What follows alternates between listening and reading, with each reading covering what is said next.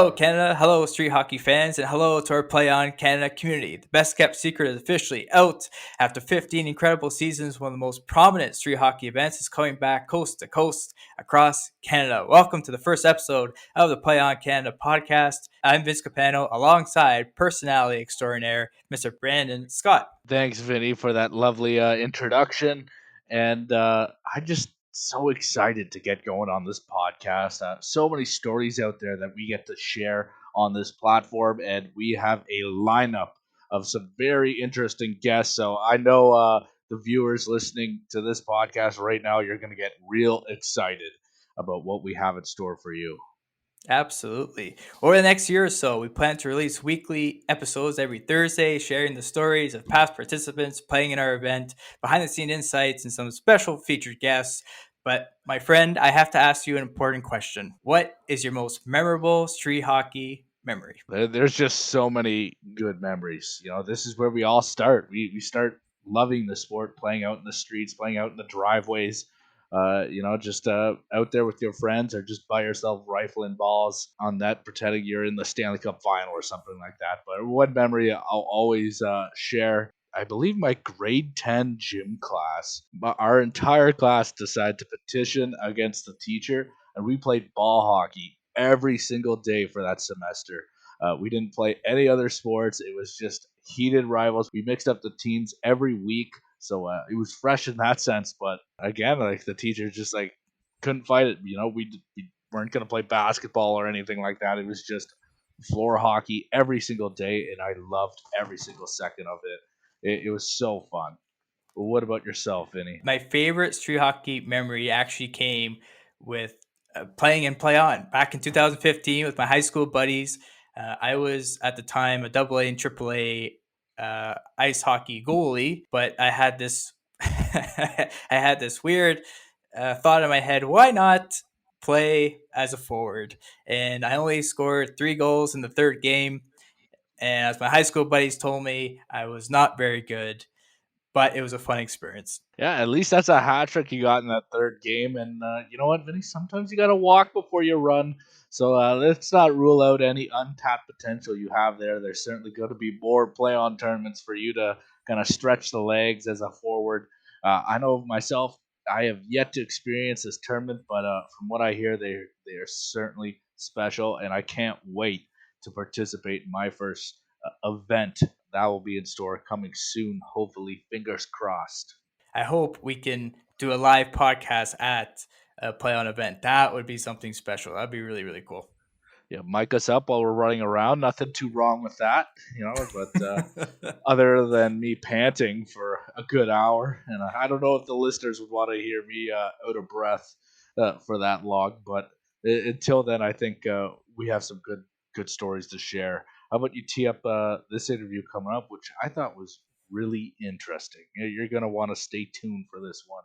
What can you tell the viewers right now, Vinny? Scott Hill, chairman of Play On Canada, is coming up on the pod. Our first interview. The boss is telling us the insights of Play On. But first, follow us, Play On Canada, on Instagram, Twitter, LinkedIn, Facebook page for more engaging content. We're going to be posting podcast clips, coast to coast stories, and more. Join the conversation at Play On Canada, because you never know, our event might be in a city near you.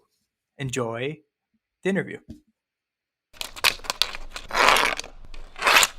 Welcome back to the pod. We were thinking, who should we bring on for the first guest? And an idea emerged in the meeting, and we thought, well, we're going to bring on the boss. So please welcome Scott Hill, chairman of the Play On Canada. He founded one of the largest mass participation events in the world with Play On Canada. He and his team grew the program to operate in 36 communities, involving over 2.5 million Canadians.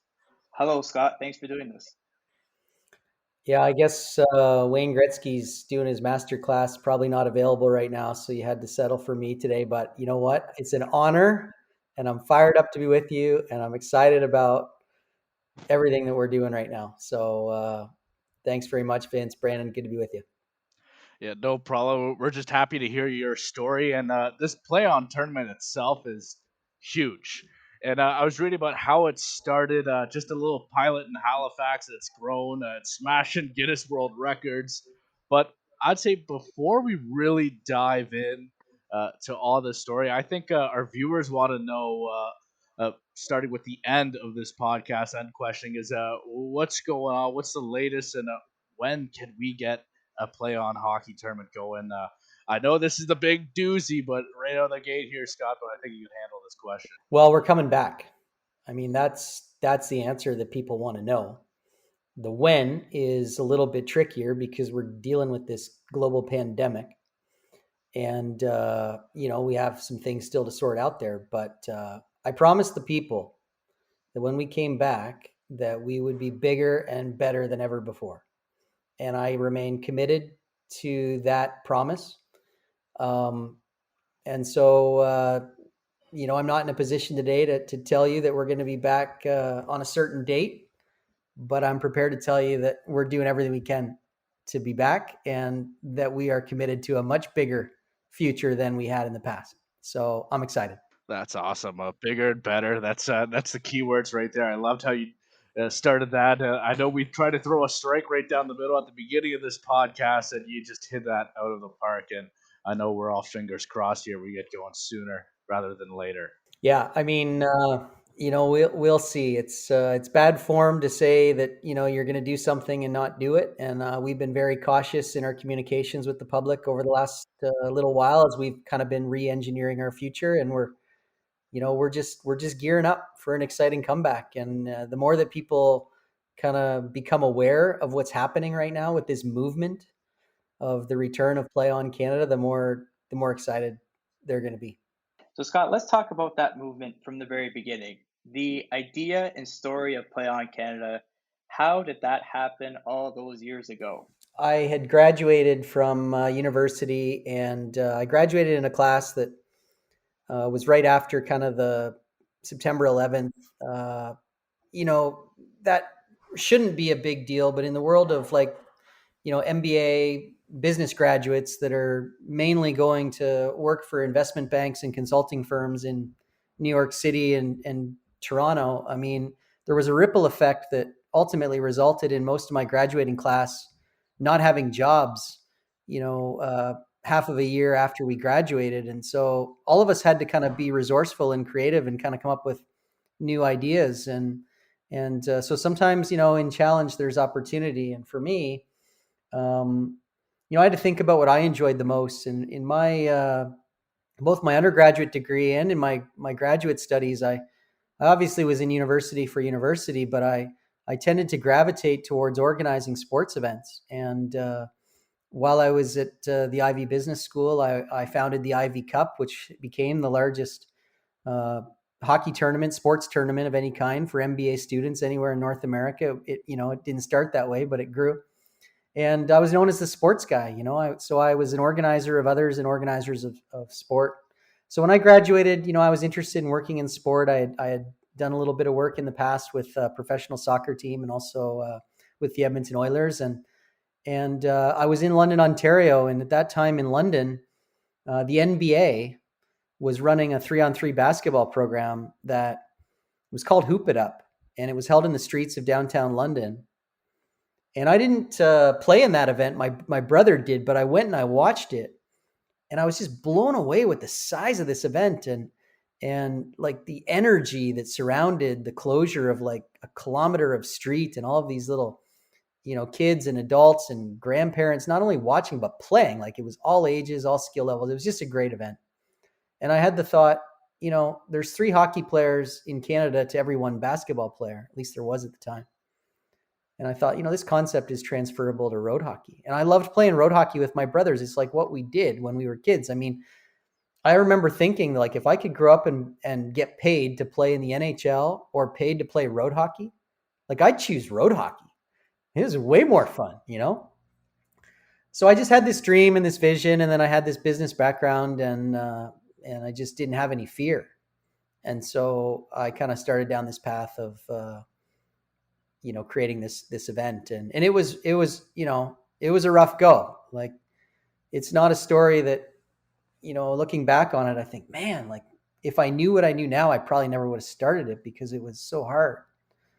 But we started in Halifax. We did well there, and we were able to kind of gradually grow out across the country. And we created this event that people would write in afterwards, and the kids would say things like, the event was better than Christmas, and the adults would say like, this was the best weekend of my life. So we knew we created something that was kind of special, and then we just built from there. Yeah, to top Christmas for a child, I think is pretty phenomenal. That speaks volumes to the type of event that Play On puts on. Judging by that answer that you just gave us, how it stemmed from basketball to hockey and then the struggles early on, I would really like to know what were some of the things that you learned in that early process. What were some of the hurdles that you had to jump to really lift this off the ground? Well, the first thing I learned is that they don't teach anything at the Ivy Business School that helps you run a sports event. I thought I knew, stuff. Well, I got out to Halifax and it just destroyed me. I showed up wearing jeans, and I ended up working for 3 days wearing, my jeans running this event, and that wasn't a good story. I thought that I learned a lot about the sports industry. Like I kind of thought that all of these organizations that supported hockey in Canada would be like delighted to jump on board and support our kind of national grassroots project, but it was exactly the opposite of that. I found that hockey is largely a monopoly, that the NHL and Hockey Canada largely control it. They control sponsorship, and the tentacles are tight. And those organizations compete for sponsorship dollars, and they don't want dollars going to anybody else that might be a little upstart. So even though I wanted to align with them, they didn't want to align with me. And I didn't expect that. I kind of thought the hockey industry was like a good, wholesome, holistic, like this is good for hockey, good for kids. We're going to do this. Now, those are kind of very direct words that I've just shared there, but that was what I learned, and I was shocked by it. And so we didn't see support from the hockey industry. The NHL didn't say yes to us. They said no to us. And that was very difficult because, like you got to get teams, you got to get sponsors, you got to get the math to work. And for those first 4 years, we didn't get really any support. So we were grinding it out and trying to travel across the country with our little truck and beat up old trailer and moving from city to city to city, showing up and, introducing these 4-on-4 ball hockey tournaments to the streets of each community. And what we did have going for us was that the people just loved the events, like I shared. So it was kind of like these various forces that were acting on us. On the one hand, the people just loved us and we love the people.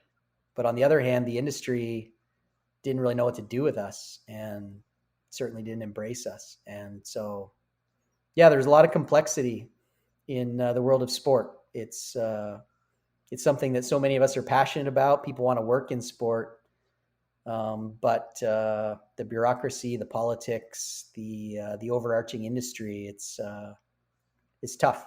And Vinny, I know you're itching to say your question here, but one more just off that, Scott. Here in these tough waters that you had to navigate your way through, what was that breakthrough point where you finally got your neck above water and you're breathing in a little bit, and that you kind of solidified, I guess another way I want to ask is like, do you just knew in your heart that this was the right thing to do? There wasn't no signals to turn around and quit your voyage?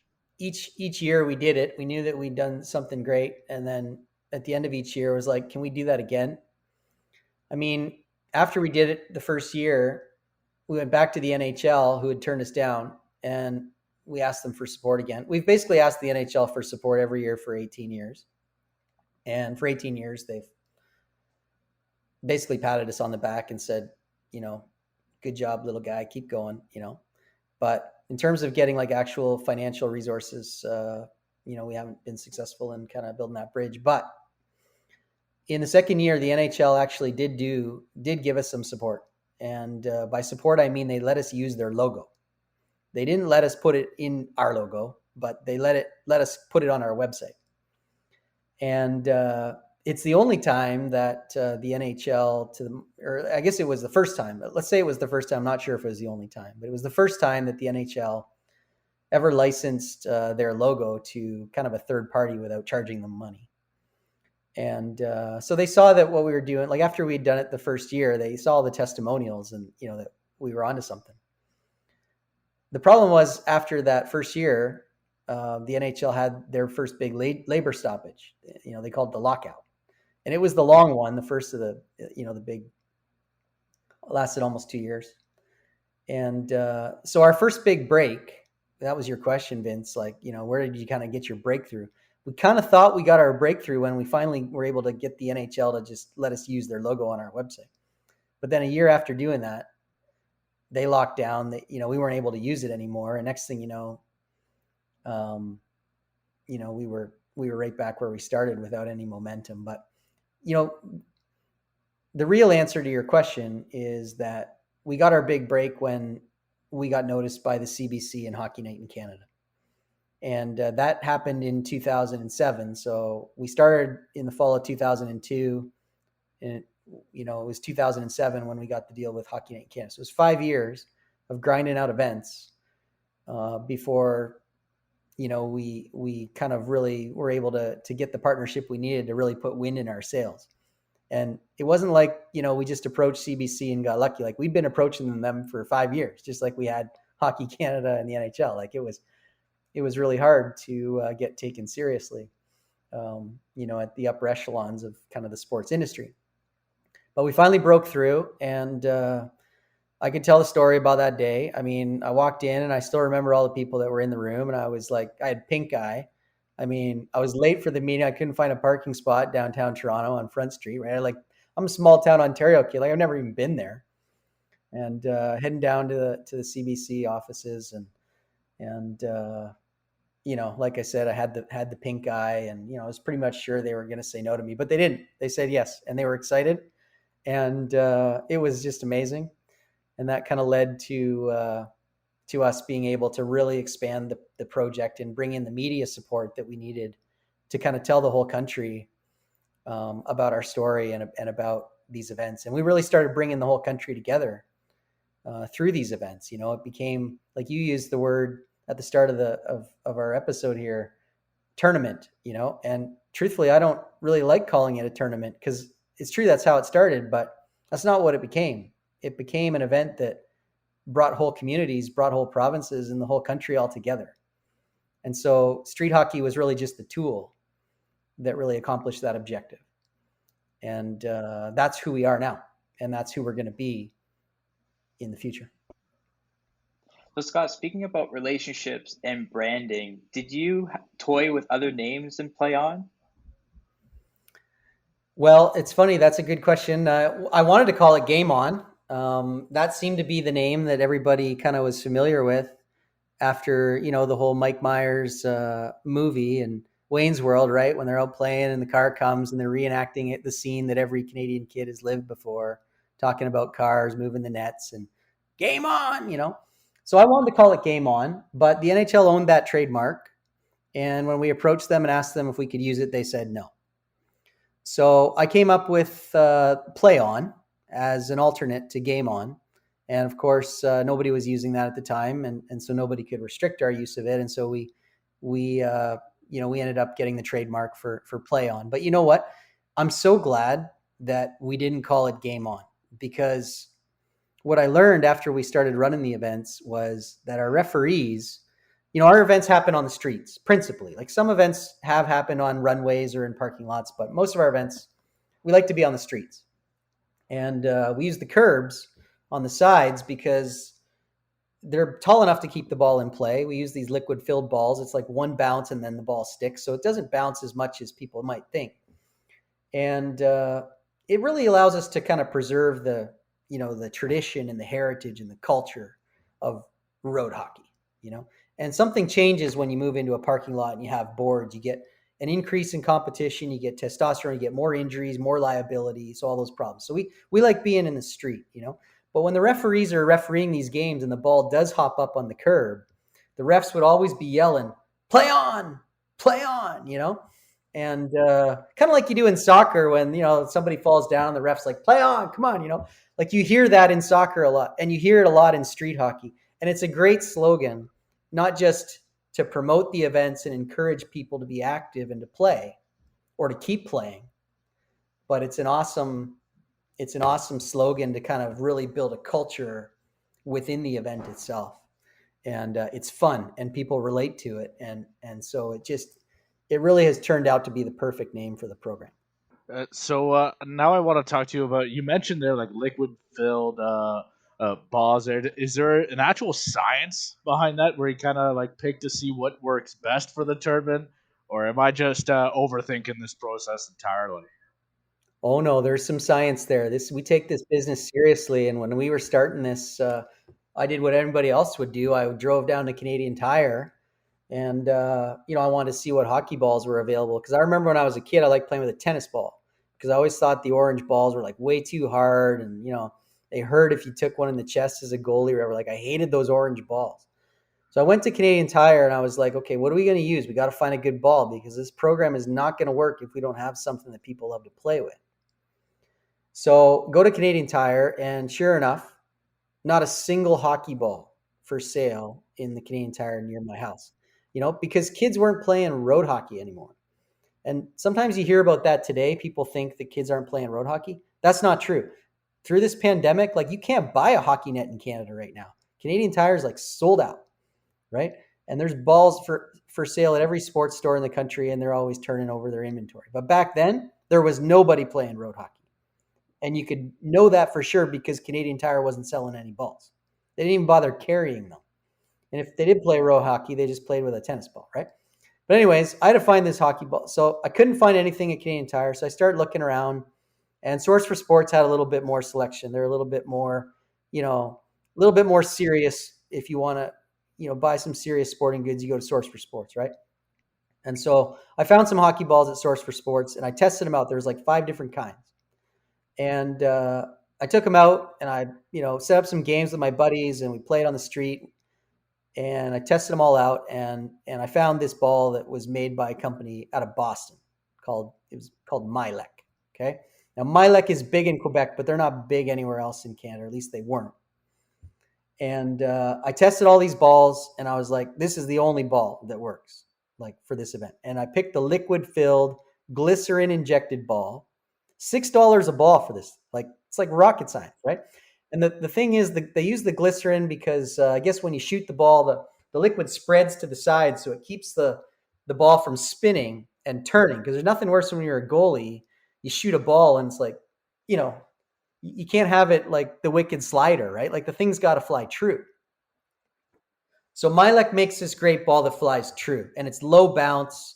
Like I said, you dump it into the corner and it's going to bounce once and stick. And it's not too hard. They got 4 different kind of designs based on temperature. So, if it's really hot, you use the red ball. If it's really cold, you use the yellow ball. And it doesn't hurt so much when you take one, off the chin or whatever. But anyway, so yeah, we take our ball selection seriously, right? Like we're a nation building event, but like a nation building event doesn't work unless people are happy when they're playing. So, that's the ball that we've used, and we've used it for every single event. And they're not paying me to say any of this. It's funny that so what we did. This is another story. I'm going on for a bit here, but No, basically, no, go ahead. this ball wasn't available for distribution in Canada. And that was my next problem. I'm like, okay, well, we're going to use this ball because it has to be this ball or else our events aren't going to be good. So now we need somebody to carry it. And so I was doing all this work for this company in Boston, and I went to Sport Check. I was like, listen, you're going to sponsor us, or I would like you to sponsor us. We're going to do this across the country, but like this ball that we're using, it's not available in your stores. Like you got to carry this ball. And they said, well, we got this other ball. I said, no, that ball's garbage. You got to carry this ball. So anyways, as part of my negotiation with them, without ever even talking to the Milek, I negotiated with Sport Check that they were going to carry this ball in all of their stores in the country. And then I called up the Milek guys and I said, listen, I just did this deal, and these guys are going to call you and they're going to carry your ball. These guys made like millions of dollars. selling hockey balls in Canada. Because next thing you know, all the I didn't get a single nickel for that, but we drove the market for Milek balls. And then as soon as we suspended operation in 2018, what happens? Guess what? You can't find a Milek ball in Canada anymore. You can't find one. They're not distributed anywhere because our deal ended, and it's just the nature of the sporting goods industry is other balls cost less and there's supplier relationships, and so now this ball is not available in Canada. You got to buy it online through Amazon or whatever. But anyway, yeah, that's we take our stuff seriously, right? We have the best nets, we got the best balls, and basically we did the best everything. Like we built the NHL of road hockey, and it was awesome. That's amazing. And yeah, what a great story. And Scott, I want to ask you about the Guinness World Records because Play On is in it. Can you share with us about that? Yeah, I mean, I remember going to Costco and flipping through the Guinness World Record book and seeing my name in there, and I thought that was pretty cool. I think we set the record in 2013, and I think it appeared in the 2016 book or something. So it took a few years before they printed it, but we did apply in that season. We actually broke the record again the year after. We just didn't bother applying. So we know in our heads that our record is actually a lot bigger than the one that is printed in the book. But that year, we just thought it was kind of cool. Like we'd heard that there was an event on Vancouver Island that had set the record 10 years earlier. They just kind of did one event, and it was, I think, sponsored by the local supermarket, and they'd applied for the world record. And it's kind of a marketing gimmick, I think, but it was kind of cool thing that they did. And I think it was Ladysmith, BC, if I remember correctly, home of Pamela Anderson. That's, I think one of the things they're known for. But they had I think they had about 200 teams. And I knew that, in our year, like prior to applying for the record, we had like over 5,000 teams. So I was like, we might as well apply for this record. And so we did. And the hardest part of that was just coordinating with KPMG. They were our Guinness record auditor. So we had to have an auditor from KPMG come to every one of our events and count every person that, that played in the event. So when they came through check-in, the KPMG auditor had to verify in each city, 22 cities across the country, that we had the exact number of people that we did. And so we set the record, and it was fun. It's nice to be able to say, I guess, that you've got a Guinness World Record. We set it for the world's largest street hockey tournament.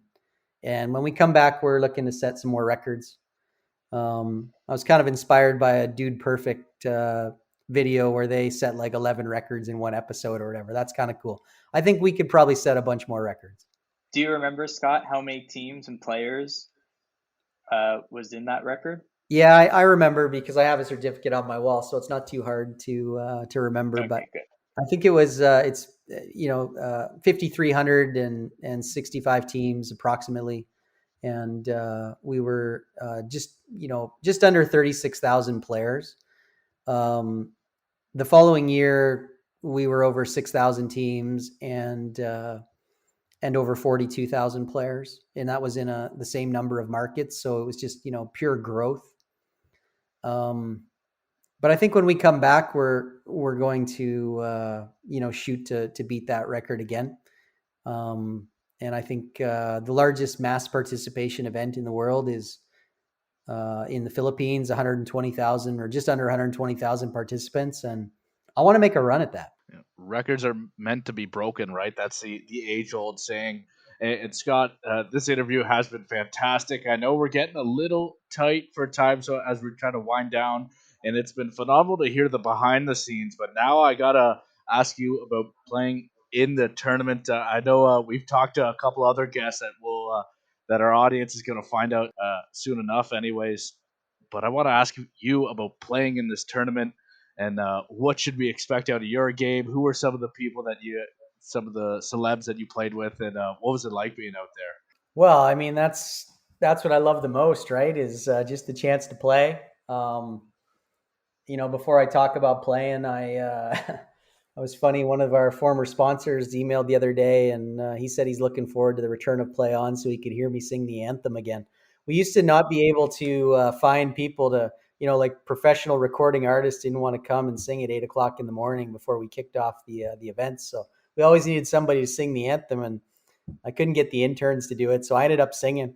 I probably sang the anthem at, 50 or 60 play on events over the years. And people know that I don't carry a tune as well as, probably should. But in terms of playing, I got this great scar on my left hand from playing in the event in Halifax one year with a staff team. So I used to reward our staff, or we used to, kind of, I guess, reward each other.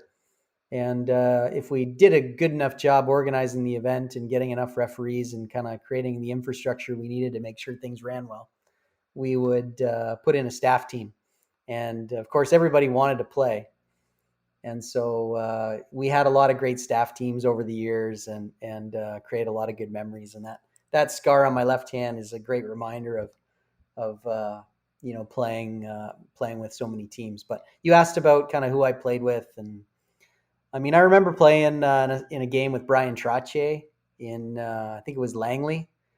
I was just so honored to be in a game with Bryan Trottier. When I was a kid, the Islanders had just they went on their 5-cup run, and right before the Oilers kind of started their dynasty, and Trottier was the Patrice Bergeron of his day.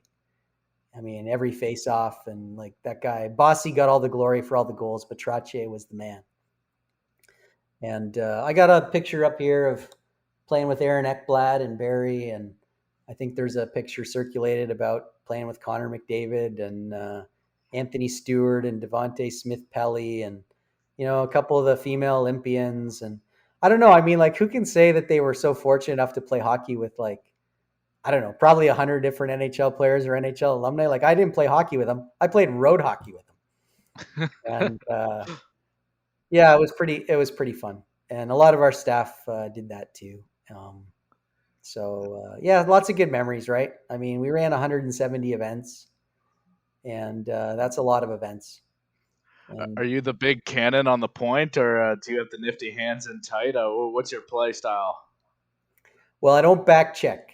So that's rule number one, right? You get me the ball, and there's a good shot that's going, it's a good shot. It's going in the net, I'm just kind of one of those guys that has a real will to score, but I have no interest in blocking a shot. I got no interest in coming back and taking my man.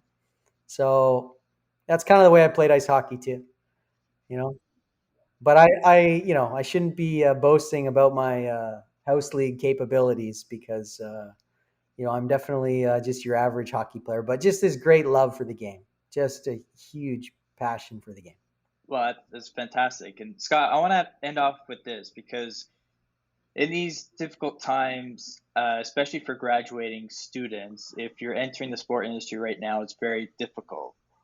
You've done an amazing thing in bringing on a lot of volunteers with Play On, and you've helped individuals like myself and the rest of the podcast team. So, the importance of volunteers for the event, can you speak to that for us?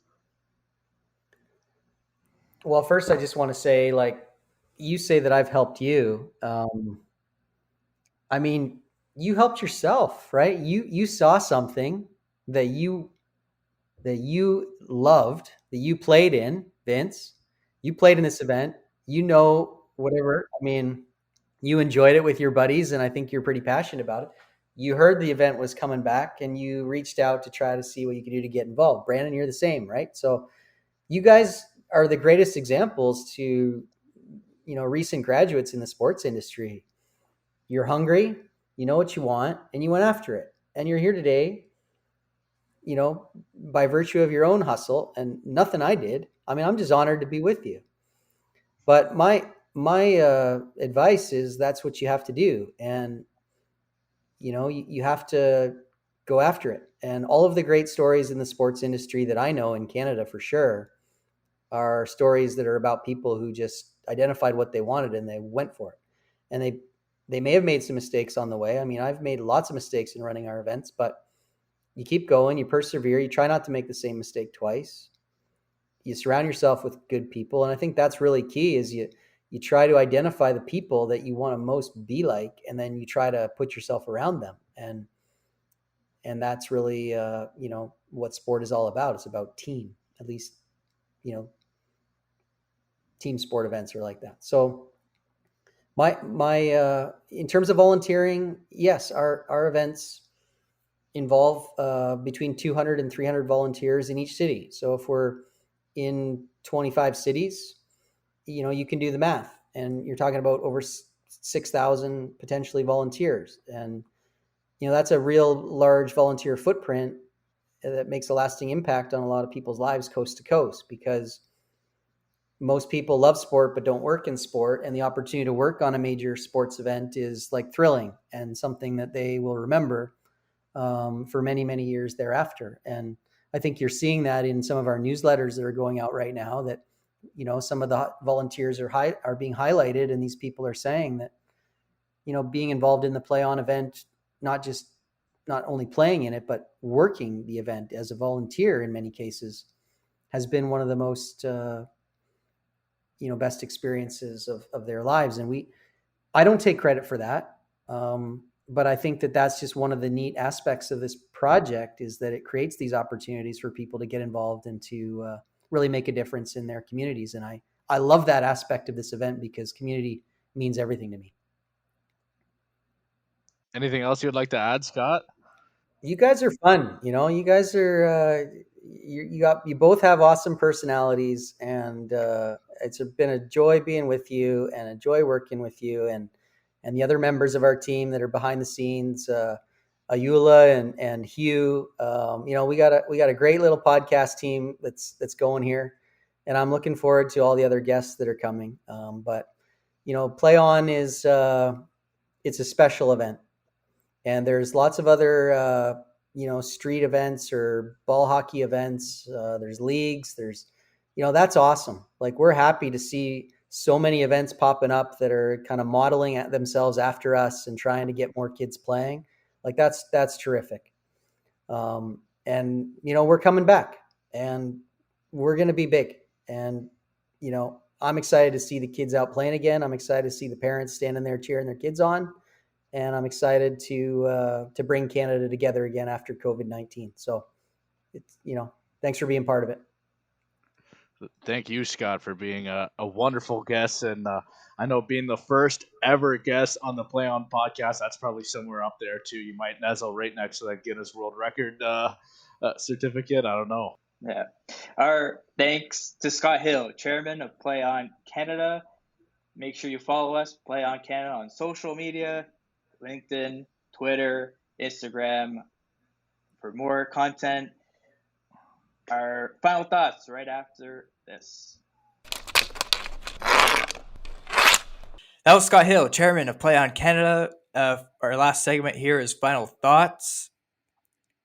Do you have, Mr. Scott, a thought about that episode? You know what? I have a couple, Vinny, and it's almost mind blowing about how much it's really progressed, and I can't wait to see what's in store for this Play On event. Scott has a good head on his shoulders, and it sounds like he has a lot of fun at the games. And I kind of like how he just he didn't shy away from the fact that he cherry picked. He owned up to it. He's like, you know what, I'm here to score. And so you can't hate that attitude. Scott was definitely a guy, we might have to think we might need to bring him on again. Just to really iron out all the details. I feel like he really unpacked a lot for us to handle in just one singular pod. I think we might need to bring in a second pod. What are your thoughts there, Vinny? I agree. We need Scott to come back a couple times in this new podcasting journey. One of the things that I found really interesting was in 2013, he said over 35,000 players across 21 cities in Canada from April to September of 2013. Wow. That's a big number. It's a pretty big number. Yeah, and it just shows that this event is such a unifier. It brings people together. We're in a time where politically we are divided in Canada, but this event is just about hockey, having fun, being with each other, the competitiveness, the resilience that you have to go through to win this tournament to ultimately go and be in the national championship event. So it's very special. It is a special event indeed. But Vinny, looking at the clock right now, I think we're running out of minutes on this pod right now. I don't know if you want to wrap it up. Right, we got to go. We have to go. But the good news is we'll be on an all new episode next week, which we'll have another fantastic guest. And before we go, please click that follow button wherever you listen to podcasts. Give us a rating out of 5 on Apple Podcasts or a positive review. Our team, as we mentioned before, is doing a fantastic work over the past few months. So thank you for listening. Thank you for watching. We'll be back next week. And until then, have a wonderful week, everybody.